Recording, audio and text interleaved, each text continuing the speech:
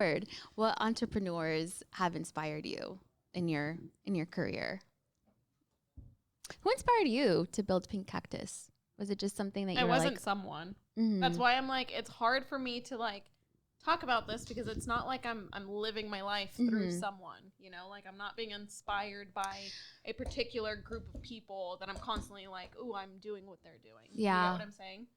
Well, I don't think that it has to be like a whole like I'm living my life through them or Because of them. because of them. Yeah. Because I think that there are some times where people can inspire you, and it's not like you're saying like where you're living things just as they are, but there can be like a little moment, like a little something that somebody said, and I think that that's just enough to be inspiring enough to literally be the catalyst for a whole new business that's built. Yeah. Because wasn't it for you? I think I remember you saying something about, I don't know who you heard, but they said every girl should have their own t-shirt side. Everyone should have a side Something hustle. like that, Yeah. right? Yeah, but I don't. It was like a no-name someone on Instagram that just came up that said, you know, every woman should have their own side hustle. It wasn't anyone specific. It wasn't anyone that's an entrepreneur, but But I think about it like that, right? Yeah. Maybe it could have been that. I'm not saying that that's what it was for you, but Yeah. it's like you're not living life just like them, but it's like Right. it was just that one little thing that just catapulted you to start something. yeah. I would kind of agree with your point though of like there's not really one single person that's like, oh my gosh, this person, oh, they inspired me. Or like, Right. especially on the path of entrepreneurship that I'm on, it's not like I looked at the person above me and was like, oh, you're such an inspiration. I want to do what you do. Yeah. The opposites. And there's not like, there's entrepreneurs that I like that are just like, oh, you're cool. Or like, I like what you do, but I wouldn't like use the word inspiration Yeah. in particular. Yeah. But what about you guys? You seem to have I have a like few, definitely some actually. people that have inspired you. And how have they inspired you? How have they inspired me? Well, I currently listen to a few podcasts in which they're entrepreneurs, two of which are in the space of coaching. And so one, I listen, her podcast is called the Influencer Podcast by Julie Solomon. And her, I guess right now her mission is to help specifically women scale and find visibility in their businesses. So whatever coaching that might have been. And so for me, I take it in as, so she continues to say that she started when she was 20 because she was working in PR, and she's currently like 38, 39. And within those years, it's like she's continued to practice and work with thought leaders and other entrepreneurs in the beginning so that she can then transition into her way right now. And so I listen to her mainly because she's really scaled her business from 6 figures to 7 figures, and how she can help women to do that as well with coaching programs. And to me, that is a really, really big influence or inspiration, because not that I have my own coaching program, but we're building brands in which they're currently personal brands so that we can help with our coaching businesses, and not necessarily personally for me, but I can help others to do that. Maybe one day if I'm like, oh my God, I want to do my own coaching program, or I also foresee it in adding into my education of yoga. So getting my 500-hour course and able to work on an actual yoga teacher training program. So it's like, these are things that I'm visualizing in my future. I'm always constantly taking practice or like learning from other yoga instructors and how they built it. And if you don't know, I've already helped a yoga business or a yoga studio that had worked on a yoga teacher training program that's also online. So I think that at least I'm getting the tools and practice and able to do that. And I like listening to it because it helps me not only visualize like the whole grand scheme of things, but like she puts it down to the nitty gritty. And so one thing that I really took from it was that 80% of what you're doing is going to be sales. 20% of what you're going to then do is content creation. So the content creation part is all about the marketing, like your message, and then the sales piece is how are you actually really attracting customers, right? So it's like, how can I really spend my time managing not only for myself, but for our business. So she is a really big inspiration for me for that. Another person, her name is Jasmine Starr, and I kind of like fell and trickled into her through Instagram, and randomly then took one of her free webinars. And it was one of those things I was like, it's so interesting how people do these things that feel so simple, but it's really about what they are passionate about. And so we always come back to the effort. Like, what are you really going to put your effort into? What are you really going to put your mind and energy into creating something that you absolutely love? So I like these two women because I see it as they're women. I could do it too, you know? And so like, we're in a space where sometimes the majority of our business owners are men. So it's even hard for me to imagine myself in that position. Like, I can't really necessarily own my own sales business in that way. Like, I can't really do that, but these women are. So what can I do to make sure that I can, one, do it myself potentially in the future, or then inspire others to do the same? So these are my things and people that I'm currently looking into, that I'm always kind of listening to, investing my time and energy in, because I want to continue to learn. What about you? What about you, ladies? I think the coaching space is a really good place of inspiration. And I think that I pay attention to a lot of how they deliver their material. I think just because we spend so much time on conference calls and just leading a team, that piece to me, I find very inspirational. So sometimes it's not even like the content of what they're saying, but how they're saying things and how they're structuring things and where they are making calls to action to their team. Like, that's the part that I find very just interesting. And I find myself paying attention to more of the structure. Cause it's like, it's how you create movement, like in where it is that you want to go. And I love that. Like, especially right now, when you said that, the coaching piece, I do that too, even with my podcasts. And I'm trying to remember some of them, like specific coaches. Brooke Castillo is one of them, that she has this whole model and things like that for like coaching, and she coaches other coaches. And it's just so interesting to see and follow other people that have been trained under her. And you can see just the similarities in coaching and how one same model can apply to different kinds of coaching, whether it's for relationships or fitness. Yeah, it applies to everything. But I love that, just how you can replicate that. To me, I'm like, I could do that too, you know, with our recruiting team and all of that. And I think right now that's where I'm obsessed. Like, the delivery, how they do call to actions, their energy. I love that stuff. And especially too with women, I'm all about that too. Just empowering women and all of that, because it is different. So it is different. That's where I find my inspiration. Yeah. And right now, I think, especially for, we're not even talking the whole grand scheme, right? It's not just about women, but I have such a heart for it. Same. You know, because again, as a little girl, I don't know, I've always thought of doing something huge. If we can change the world some way, somehow, why not? I like your cup right now, Dre. It says, chase that dream. It's Chase Drea. Chase Drea. Dream answer.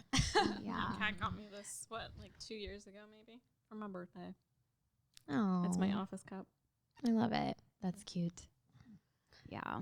I think for women, it's just, I think it's so inspirational. I know that we weren't talking just about women. We're talking about what inspires us, because I see my best friend, you know, she's a single mom and she has 3 kids and she's working her full-time job, and she has literally started her own coaching business. And I'm seeing her work literally from the ground up, building her website, acquiring clients, and then spending time being able to. We jumped on her seminar maybe a year ago. The goals one.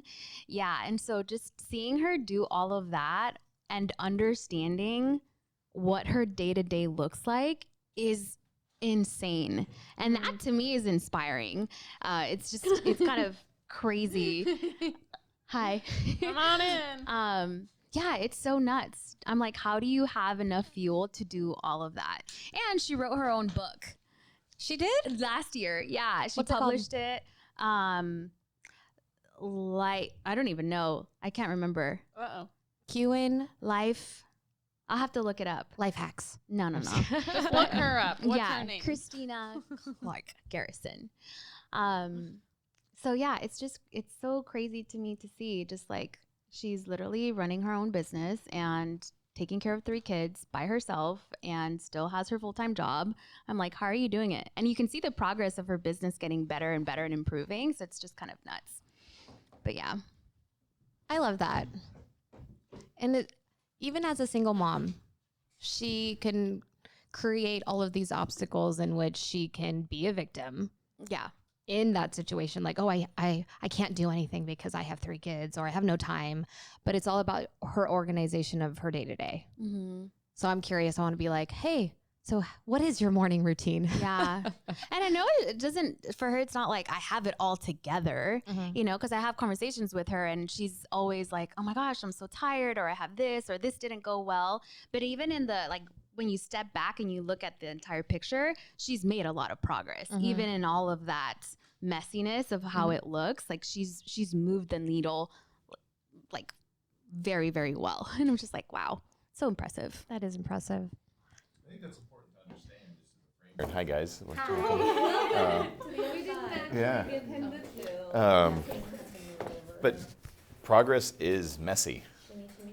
And a lot of times we think it's supposed to look perfect and everything is perfectly executed. If that was the case, nothing would get done.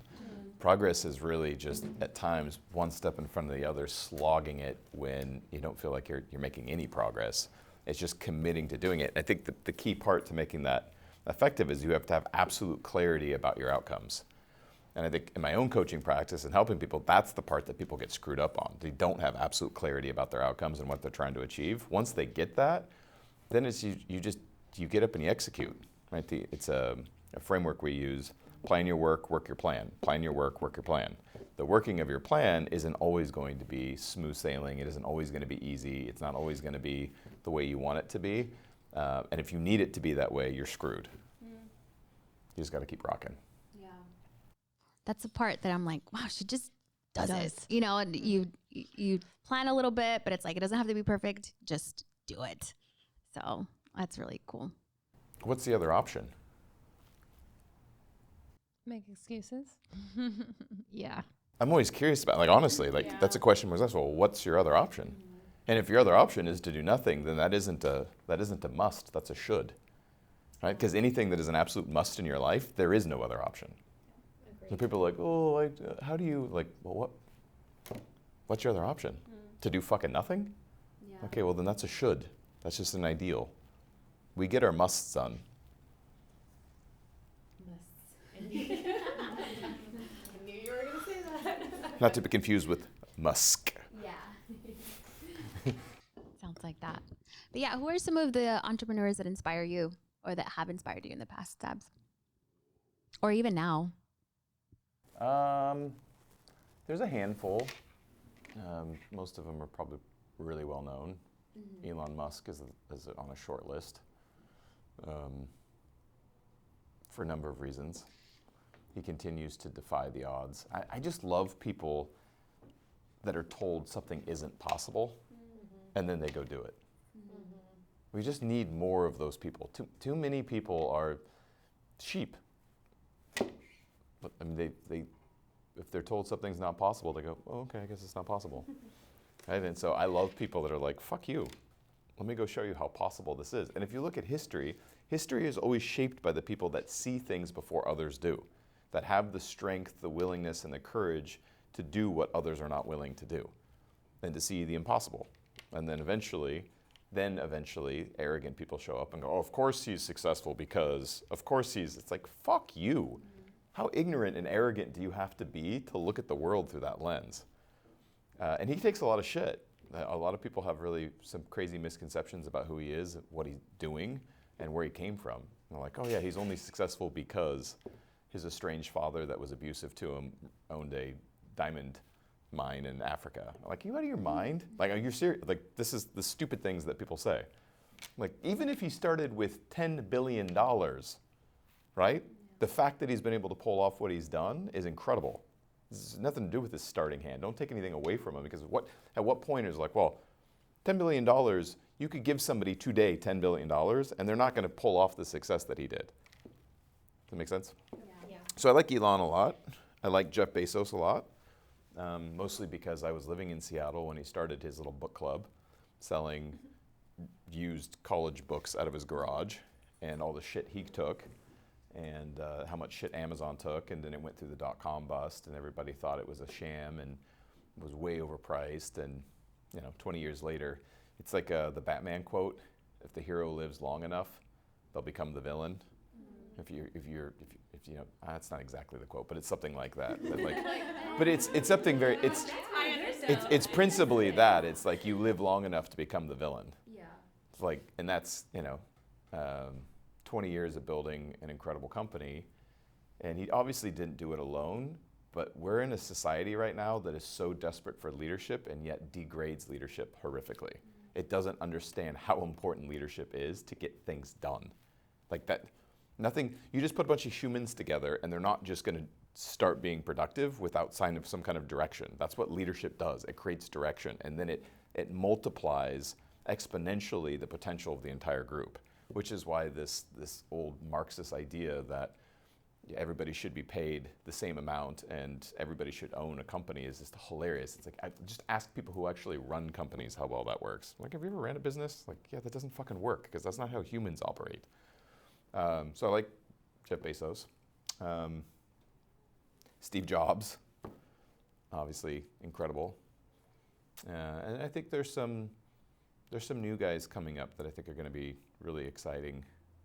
And I'm really looking for people who are more cause-driven in what they're trying to accomplish, right? Like they're genuinely wanting to solve big problems, which is, again, for all the hate that Elon gets, like I'm baffled by it.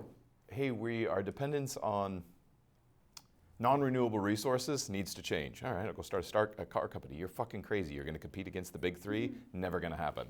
Oh, the most popular car in America. Weird, right? Solved the big problem. Still solving a problem. Hey, we probably need to become a multiplanetary species at the rate that we're going. I'm going to start working on how the fuck we get off this rock, starting with, well, maybe we can harvest material from meteorites and meteors flying by and shit in space. Like, that's solving a really big problem. How the fuck? Right? And then his solar company, which he remerged with, was it Tesla? I think he remerged it with Tesla. Solar City, I think is what it was called. So it's like, and then Neuralink, Starlink, Neuralink, the Bohr company. Like, this dude is Tony Stark. Yeah. I don't know how else to say that. And yet, there are ignorant, arrogant people who will judge him every step of the way and somehow think he's evil. But that's humanity. Humanity's full of, well, stupid. They don't know any better. That's the whole thing. It's like, I was listening to the Bible last night, which is not super uncommon for me to do. I don't know how many times Jesus lamented, and he said, "Forgive them, they do not know what they're doing." And that's it. For me, that's how you stay compassionate and loving. Most humans don't have a fucking clue what they're doing.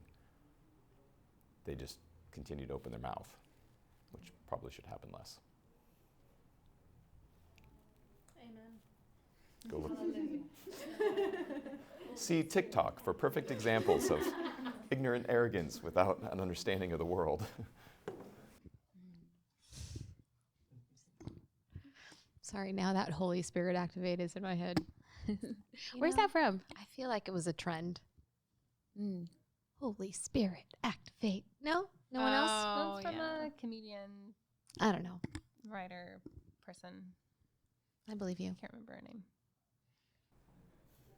Don't know. Holy Spirit's awesome, though. Big fan. It's all over the place. And I've had people like right-wingers go, "Oh, I thought I liked you, but you're following," I think one of the guys who from Black Lives Matters.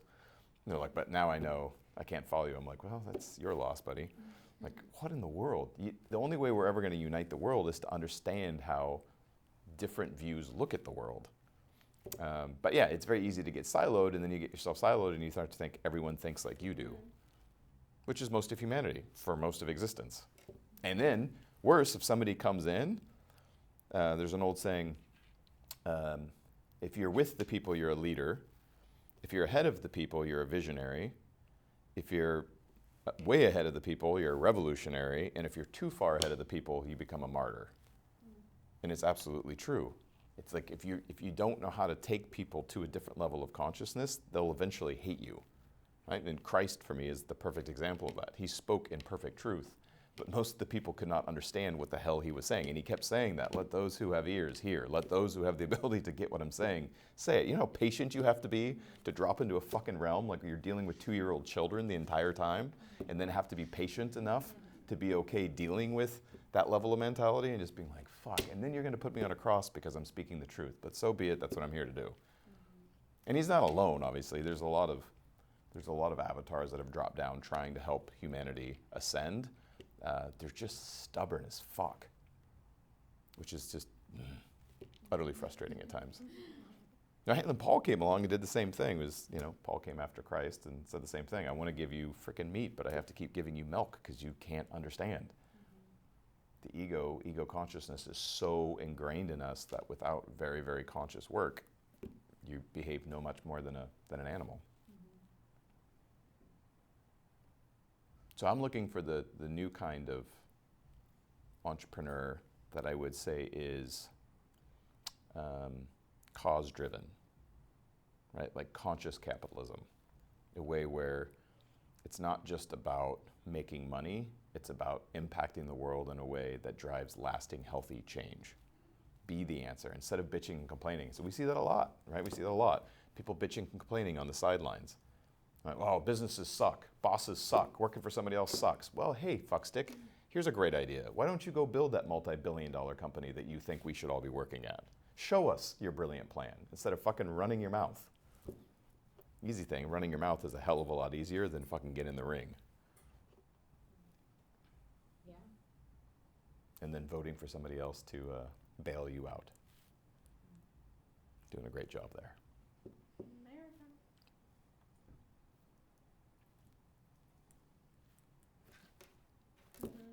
Sorry. Did I jump way ahead? No, it's just some of the stuff he said. I'm like, I find myself like moving into learning mode. You know what I mean, as opposed to discussion mode. I'm like, oh, that was great. So I like what you said about the different stages of being ahead. I'd never heard that before. That's actually really cool. You have to be very careful, depending on what your mission is here. Yeah. Martyrs have a place too, because when they die, it's like Jesus said this. In fact, he said this in John 11, I believe I was due last night. It's like in order for the wheat to spread, the seed has to go into the ground and die, right? And it creates a field of wheat. So there is a place for martyrdom. My sense is that martyrdom is not the path of humanity right now. We're in a different phase in that game. But you got to be careful. It's like you get too far ahead of the masses and they don't have a way to understand. You start speaking a language that a world they cannot even see. And that can be really tricky.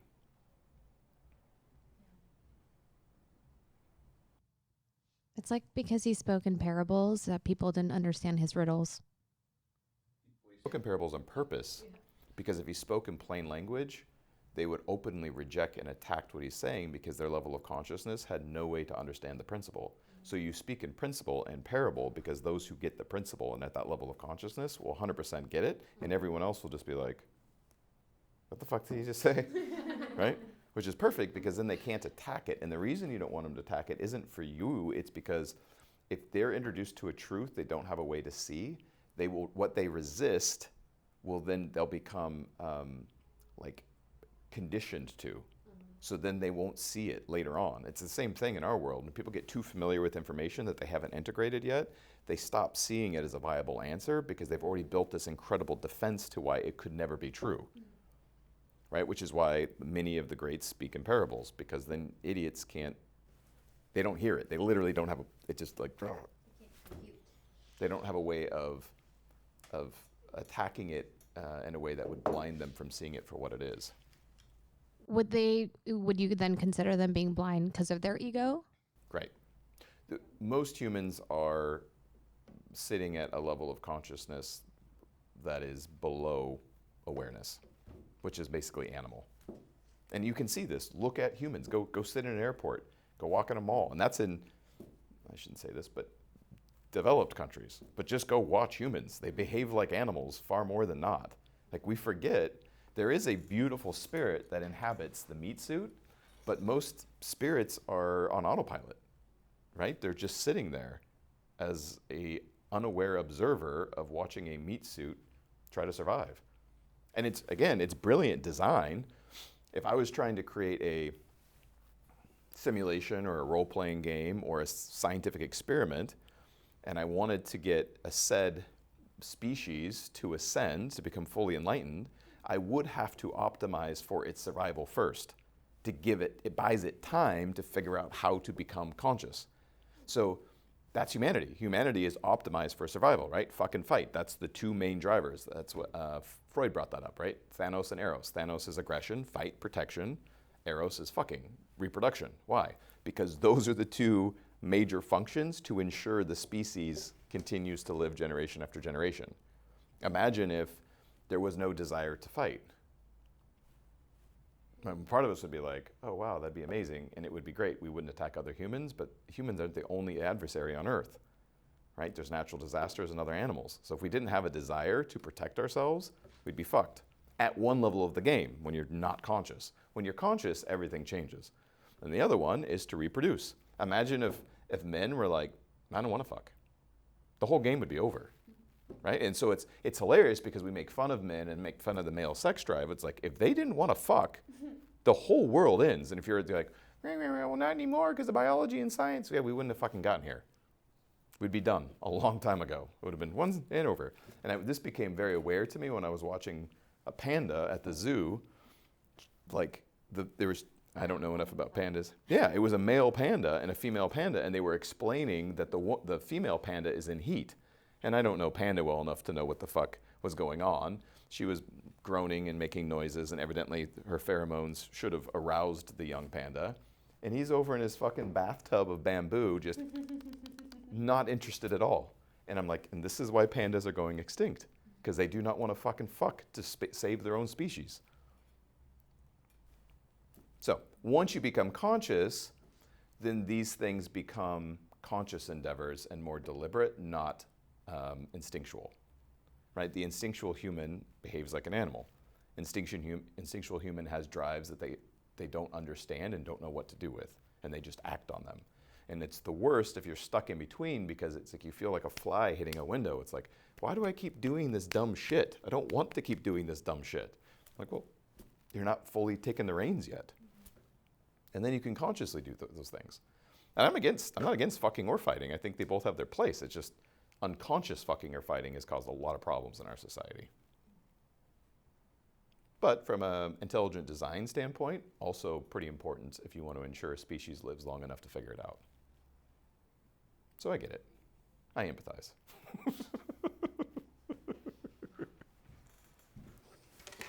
Yeah, like when you're asking the question, like, how do you respond in the face of something that like challenges you? That made me think of, like, for me, I feel like that's situational, because if it's things that I don't really like hold strongly to or like have a value towards or belief towards, I'm like, oh yeah, totally, that's possible. But it makes me think of like perfect example, conversations with Frank, you know, like, okay, this really to my core, because I'm a woman and I feel like you're disrespecting me. Like, I'm having trouble like having anything other than like anger back in this moment. But then if I'm able to like actually sit and think about it, I'm like, okay, like you do have some valid points there, but it just makes me think of like, okay, that like I'm feeling attacked, and so the body just responds in ego as opposed to like actually sitting with it and listening and like being uncomfortable and be like, okay, what is this trying to teach me? It takes me a minute to get there. That's the work, right? Like, it's not hard to, when you don't care, it's not hard to listen to somebody's information, either because it has no personal bearing on your life or because you're not really going to do anything with it. And so that's one of the more frustrating statements that are pretty common in our society right now. Things like, oh, I'm not religious, I'm just spiritual. Which, yes, fuckstick, Buddha sends the word, we're all spiritual. right? It's a hilarious statement because that is an expression of, we all get to believe whatever we want, bro, which is also fundamentally true, but it's not, that statement, for most people speaking it, isn't coming from an enlightened conscious state. It's coming from I'm going to deflect responsibility for anything that comes next, right? It's a way to like, oh, everyone's opinions are equal and all truth is relative. It's like, dude, that's the beginning of the end. That particular thought process is going to fuck humanity. And it is. Relativism is probably the leading cause of death and destruction on Earth right now and causing nihilism at a level that we've never seen, I don't think. But to your point, the real work is when you're challenged with things that frustrate you because it has a real world impact on how you look at something, right? And a lot of times it's suddenly, oh, I can't justify that behavior anymore, or, oh, that, It's identity. right, and that's how you know, right, that was where I was going, the emotional response is almost always because your identity feels attacked. So that's the first thing. If you get emotional about something, it's like, my identity seems to be tied to this, which is why I'm getting emotional to it.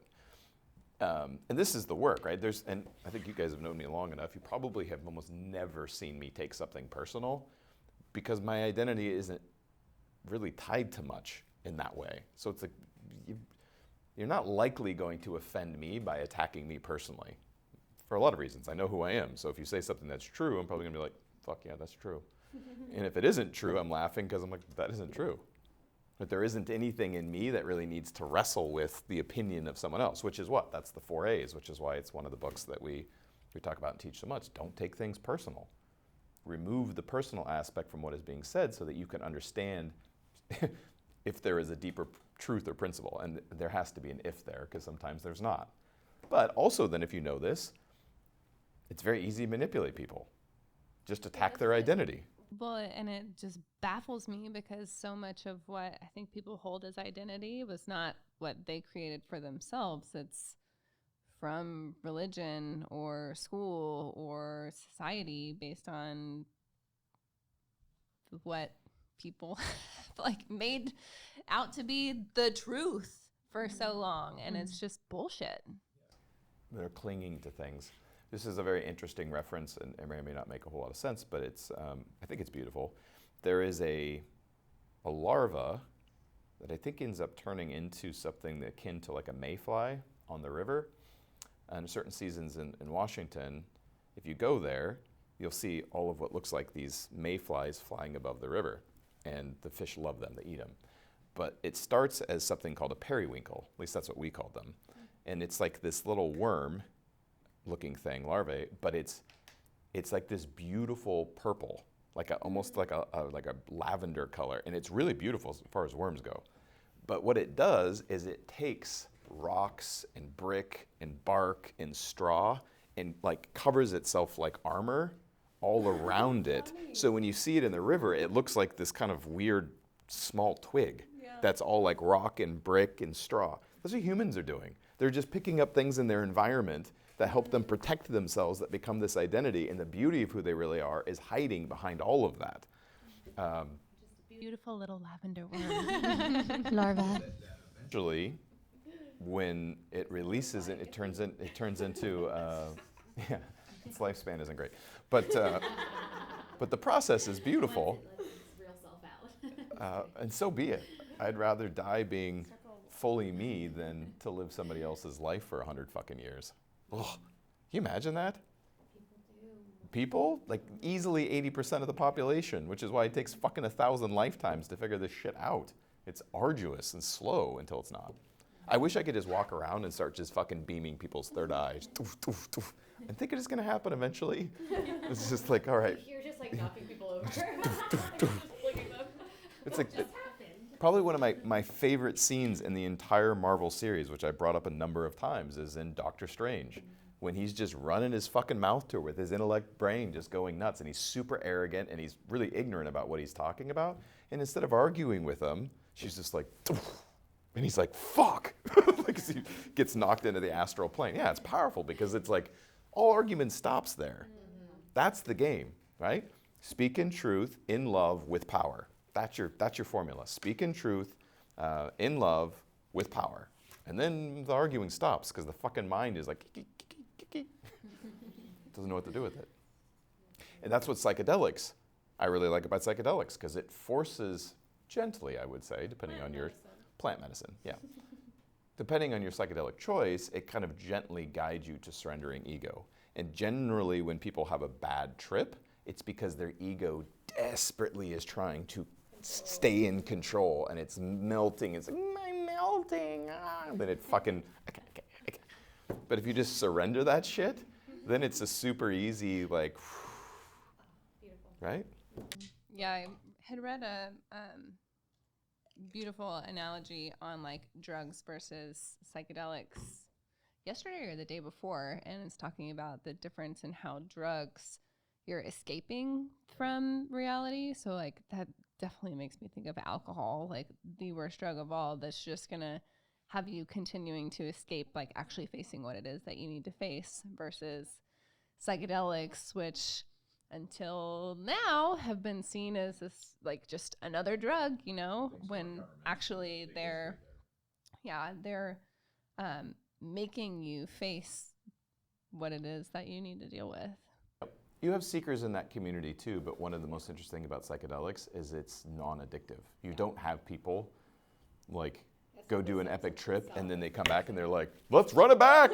They're kind of like, whoa, give me a little bit of time here, right? And there are seekers that love the community aspect and will keep running it back for a different set of reasons, but from a biochemical standpoint, there isn't this deep desire to want to go jump into another fucking ego death that quick. Huge fan. Nothing real can be destroyed. Nothing unreal exists. Therein lies the peace of God. Something to think about. How could that be true?